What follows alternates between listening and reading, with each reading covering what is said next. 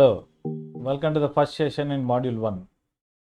In this session, we'll study about science, mathematics, engineering, and technology. Science, mathematics, engineering, and technology. You may wonder why we have to study about science, mathematics, or in fact, technology also, because you are studying engineering, assuming that most of you are actually engineers. So why these science, mathematics, engineering, and technology? Because all these are related. We have reached a stage where these technology or engineering is nothing if science and mathematics are not used. And also, the technology is used in science and mathematics extensively. Extensively, they are being used. Of course, they existed before technology also, but nowadays they are being used extensively, and it made life simple for scientists and mathematicians. They are able to solve the problems which were previously difficult with the help of the technology. With the help of the technology, they are able to solve the problems. So we'll study about science, mathematics, engineering, and technology. Coming to science. What is science? Britannica.com defines science as the intellectual and practical activity encompassing the systematic study of the structure and behavior of the physical and natural world through observation and experiment. So it is intellectual and practical activity. That means you have to use your brain. Intellectually, you can understand things, you can observe, you can analyze things, but you also do what is called as practical experimentation. Practical experimentation. So it is a systematic study. That is the main point. It is a systematic study. It is a systematic study of the both physical and natural world. Of the physical and natural world. Natural world means you can say the living things like plants, animals, and also humans. And physical things means, so say the rocks, hills, our entire solar system, they come under physical things. So we study about both physical and natural things. In fact, the scientists study about both the physical and natural things, and they do a systematic study. So science always involves a reason. Science always involves a reason. It doesn't take anything for granted. It doesn't take anything for granted. So there should be a logic, there should be a reason. Then only things are accepted. Then only things are accepted. So science is based on the reason. Science uses systematic approach. Science uses systematic approach. Science is answering the questions through observation and experimentation. Through observation and experimentation. Many times you have to observe, you have to just observe, but unfortunately the observations are to be carried out over a long period of time for many things. You should have patience. You have to observe over a long period of time, gather the data, required data, and then analyze that data to draw the conclusions. Maybe the better method is sometimes experimentation.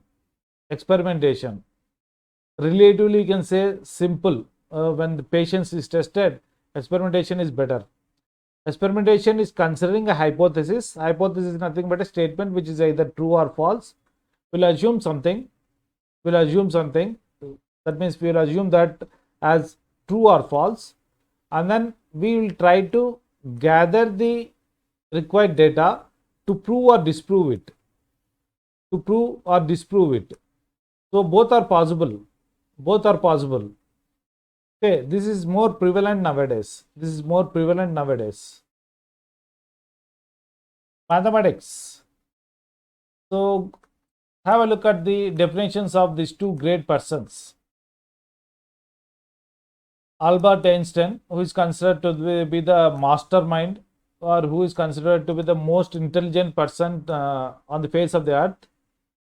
So what he says is, we owe a lot to the Indians who taught us how to count, without which no worthwhile scientific discovery could have been made. So it is the Indians who taught the world how to count. So zero was invented by Indians only, but this counting mechanism was there in India.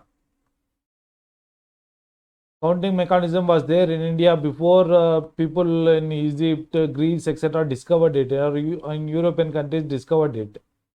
But of course, there may not be an evidence for it.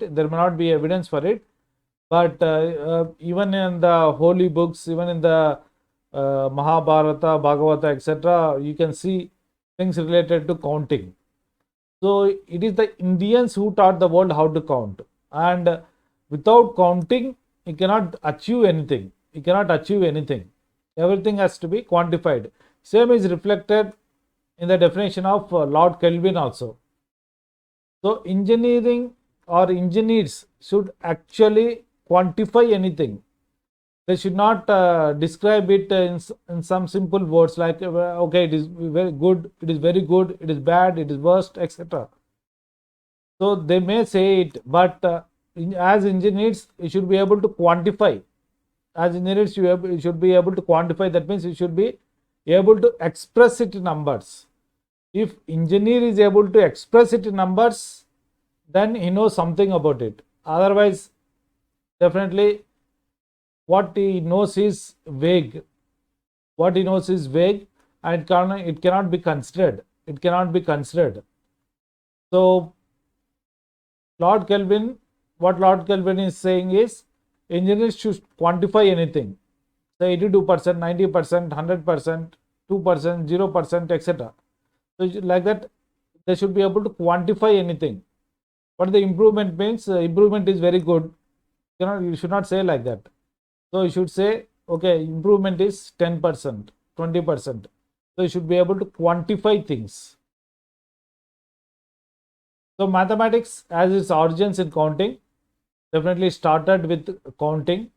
Later, the other branches of mathematics came into picture. So it started with counting, and counting is considered as an ancient skill. It's not a skill which is invented recently. It is considered as an ancient skill, and India, China, Egypt, Greece, and Persia actually contributed a lot to the mathematics.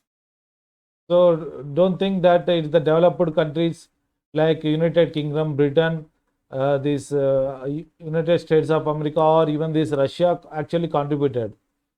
So it is these countries where the civilization existed from the ancient time.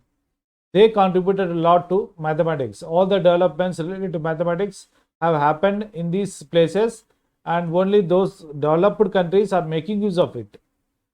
So if we consider modern mathematics can be broadly classified into two types. One is pure mathematics, the other one is applied mathematics. Pure mathematics, applied mathematics. Pure mathematics and then applied mathematics. Pure mathematics is studied for its own sake, and applied mathematics is one developed to apply it to solve problems in other areas. So we are more interested basically in the applied mathematics. Of course, we also are interested in pure mathematics. We are also interested in pure mathematics. If we consider pure mathematics, algebra, geometry, number theory, etc. are considered as pure mathematics. Algebra, geometry, number theory, etc. are considered as pure mathematics.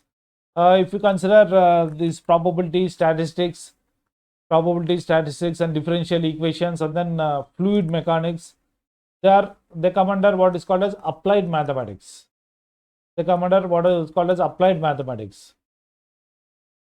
There are different branches of mathematics like algebra, calculus, statistics, etc. And we make use of the different branches of this mathematics. These mathematics may vary from one branch to other branch. Particularly, say, computer science people are more interested in probability statistics. Now, with the data science, statistics has gained a lot of importance. And data science is an interdisciplinary area. It is an interdisciplinary area. That means data science is required not only for computer science people, but it is also useful for civil people, mechanical people. So For everybody, data science is required, and statistics is required nowadays for everybody. So, but the importance given to different branches of mathematics may vary depending on the engineering branch. Coming to engineering. So this is the definition, or the word engineering is derived from Latin ingenium, meaning cleverness, and engineer meaning to contrive, devise. Though this is the definition of engineering, this term is coined only recently. So as you can see, engineering implies cleverness. Only clever people are expected to become engineers. Now, if everybody gets engineering degree, it's a different issue. But engineers are intrinsically are expected to be clever people. And devise, contrive, that means they should be able to create things. As engineers, we should be able to create things. So we should be able to control what is called as natural things like air, water, etc. And we should be able to design artificial things. All the buildings, chairs, etc. are artificial things designed by the engineers. Engineering is all about design problem solving. Engineering is all about design and problem solving. This is very, very important point. So engineering is all about design. That means you have to find solutions. Design is nothing but finding solutions to problems. So you have to find solutions. Engineering is all about problem solving. As engineer, you are expected to solve the problems. So please remember, problem is not same as exercise. So usually you are accustomed to solving exercises in intermediate, maybe in school also. So you will be taught to how to solve the exercises. You will be solving some few problems, and then exercise will be given. So exercise will be similar to the problems which you have already solved. So you sometimes you follow the mechanical process also, to solve the exercises. So after some time it actually becomes mechanical. Mechanical means usually you don't use your brain in an active manner. You need not concentrate, things come in a routine fashion. Whereas if you consider the problems, engineers are expected to solve problems. So the problem may be similar to already solved problems, or it can be an innovative problem also. That's where creativity comes into picture. You should be able to solve novel problems, innovative problems, new problems by using your own creativity. So creativity is very, very important. And remember, there is one great person called as Sir Ken Robinson. What he says is, students enter an educational institution as a question mark, and he is leaving the educational institution as a full stop. Enters as question mark and leaves the institution as full stop. What does it mean? Question mark actually represents the curiosity. So the youngsters are very, very, very curious. These youngsters are very curious. But after completing their degree, or maybe intermediate also, they become full stops. That means they start thinking that whatever they know is true and they know everything. Whatever they don't know is actually false. So educational institutions should actually concentrate on this creativity. Unfortunately, it is not happening. It is not just happening in India, but it is also not happening across the world. But attempts are being made. So creativity is required for every individual. So because the problems which we are going to encounter in future will be novel problems. Suppose if we take corona, so we are struggling with it because we never expected, and we are not using our creativity. Routine methods are being used, routine tablets, routine methods. So no one thought in a creative manner. But of course, it's not simple. But we are accustomed to not using our creativity. That's the unfortunate thing. And whenever you solve the problems, whenever you find the solutions, try to find all the possible solutions. Alternative solutions means, or try to find all the possible solutions and then choose the best one. Don't think the solution that you know is the best one. Don't think the solution which you know is the best one. You have to solve all the problems, solve the problem in all the possible ways and choose the best one. Sometimes experience can be boon or curse. Sometimes experience can be boon or it can be curse also. That means whenever you have experience, you will use what you already know. You don't think creatively. You don't think creatively, and then you just try to use the routine methods to solve. So that's why experience can be sometimes boon or curse, or that's where the young minds like you have to solve the problems. It's not the old people like me with white hair, okay, with less hair on the head. So it's not people like me to solve. It is the people like you, the youngsters, who are responsible for solving the future problems. So prepare yourself. Resources are to be used efficiently. Of course, engineers make use of the resources, but resources are to be used efficiently.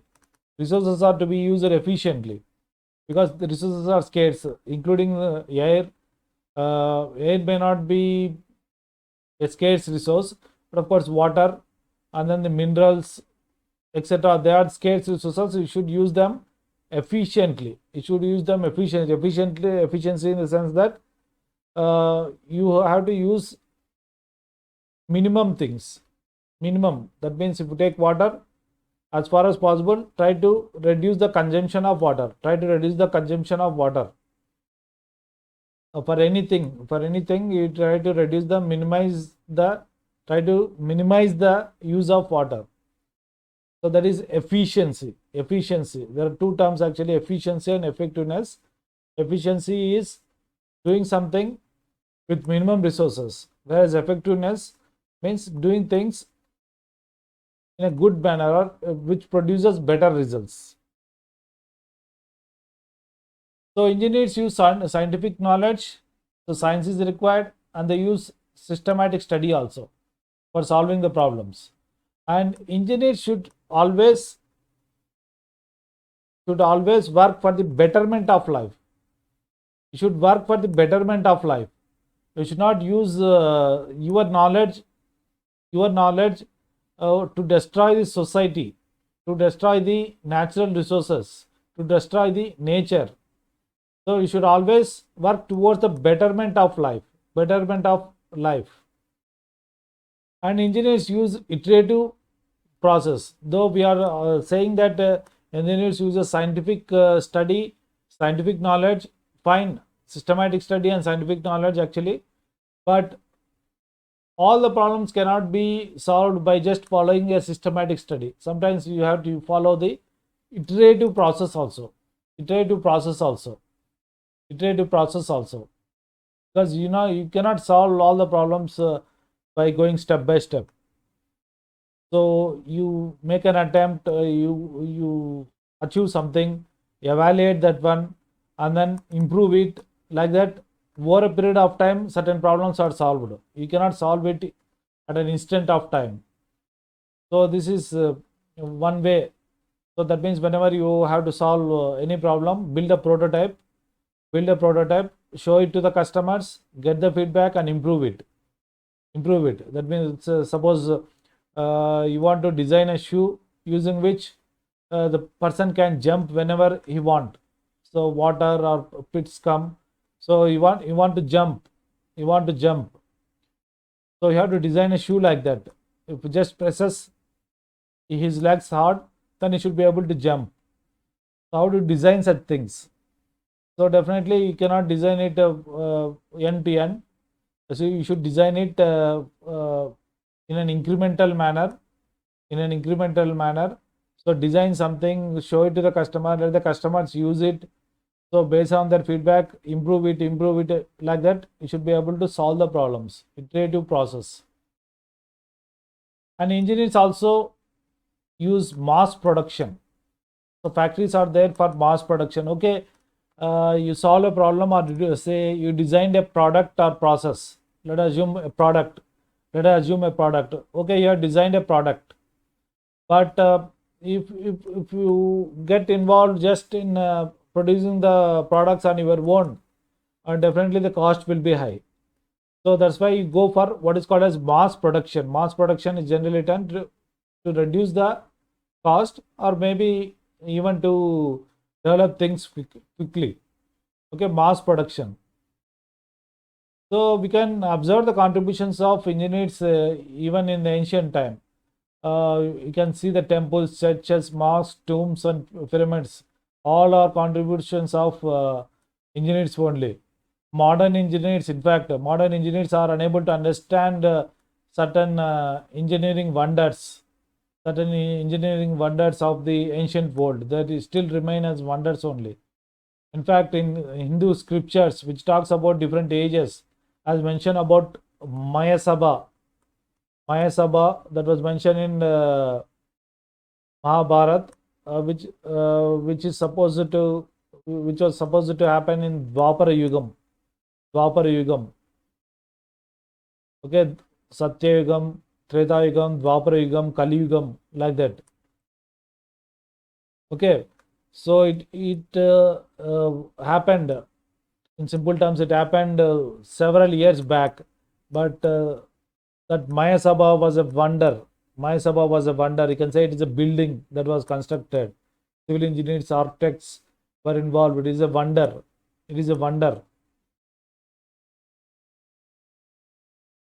So though the engineering term is coined recently, but engineers with some other name existed even in the ancient world. Okay, so we are still unable to understand certain contributions of engineers of ancient world, and then we are just started using the terms engineers frequently nowadays.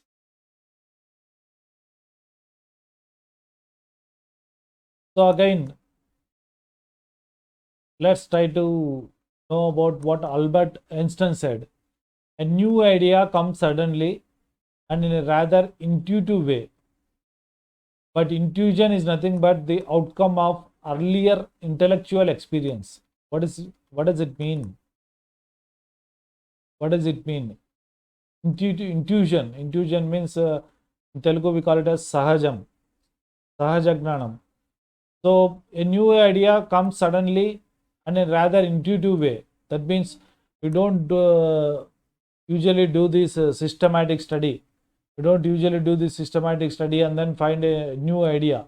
Idea refers to your solution. Okay, new ideas doesn't come like that. They suddenly come. They erupt, or they come from nowhere. But the reason is it is the outcome of your earlier intellectual experience. That means you put lot of effort, you start thinking about it, you continuously think about it, then on some day you get the idea. That means you have to actually, something like sleeping with enemy, you have to sleep with the problem. In the sense that before sleeping every day, you just think about it and then sleep, and maybe the solution will be given by your subconscious mind. Solution is provided by your subconscious mind. Sometimes your conscious mind cannot provide the solutions. Your subconscious mind is capable of providing beautiful solutions. So whenever you have a problem, think about it and then sleep. Don't worry about it. Think about it and sleep. So in sleep, in dream, you may get a solution. But whenever you get a solution, please wake up and note it down. Otherwise, you will forget it. Otherwise, you will forget it. If you don't believe, study these books. One is The Power of Subconscious Mind. The Power of Subconscious Mind. The other one is based on the principle of law of attraction. The title of the book is The Secret. The Secret. So study these two books. Please have a habit of reading books.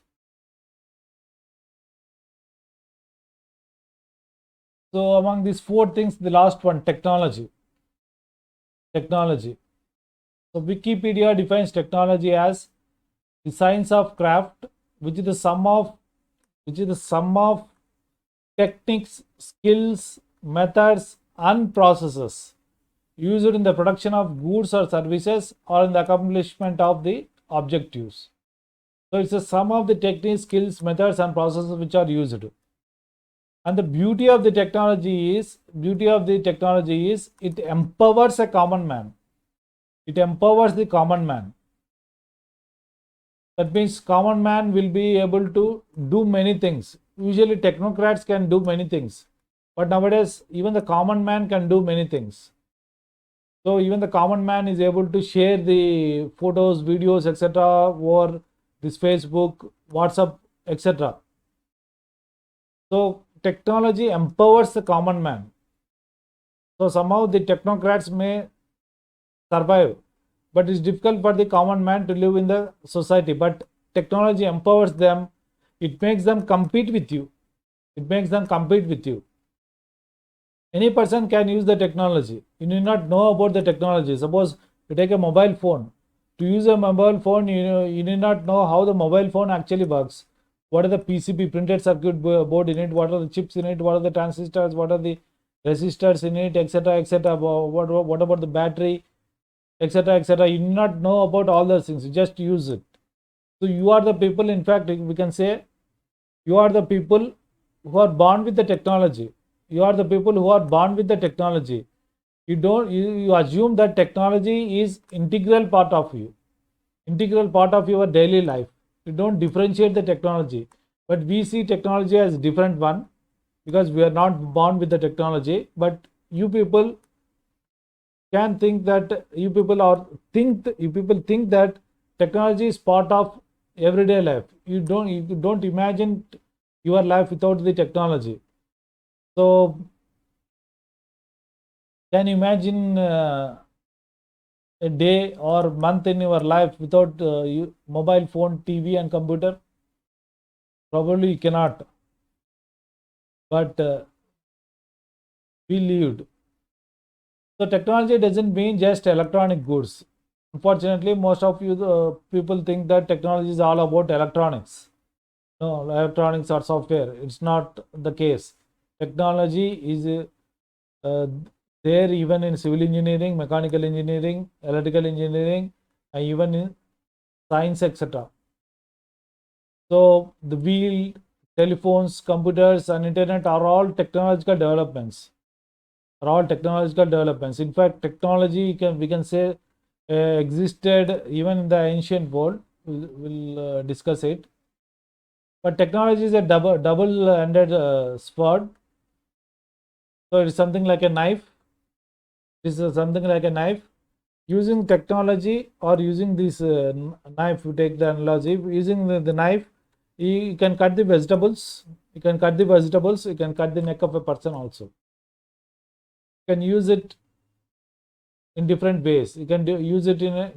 Similarly, technology also. Technology, you can use it for the betterment of life. And also, you can use the technology to harass somebody, to blackmail somebody, etc., etc. So that's why engineers or technocrats should have ethics. Professional ethics are important.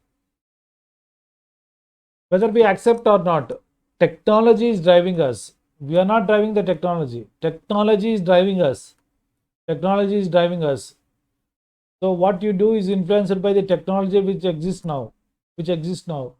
Now in simple terms, So everybody nowadays use this say Geo connection or Airtel connection, whatever it be. So 1.5 you get 1.5 GB of data or 2 GB of data. Nowadays every person has that data package. So because that is available now, everybody watches the videos on YouTube, movies on YouTube, on Prime Video, etc., etc. Okay.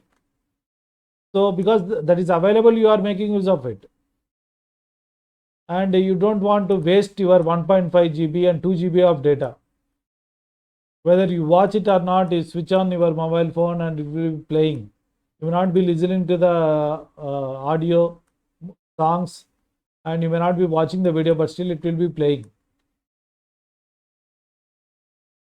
So in the model board, technology is also used for computing and communications.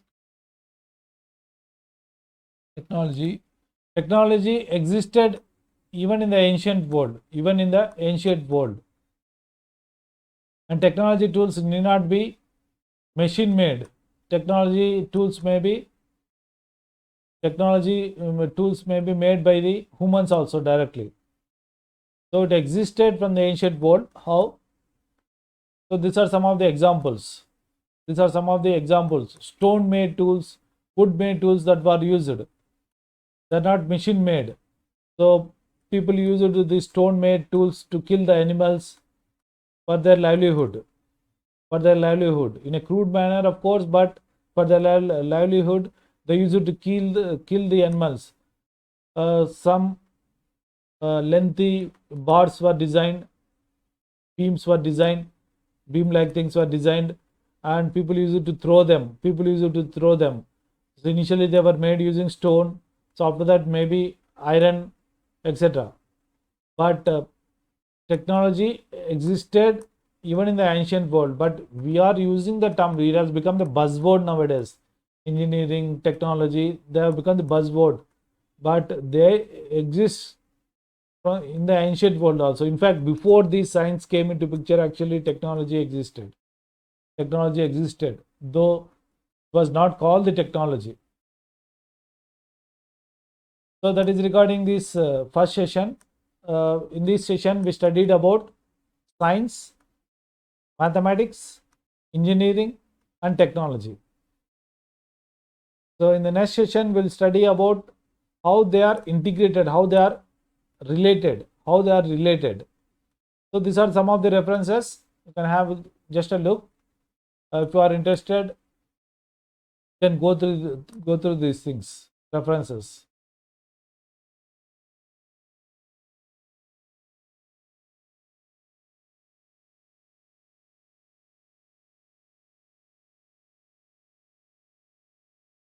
So more useful will be these last three references.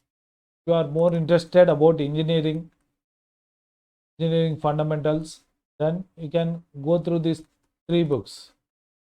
For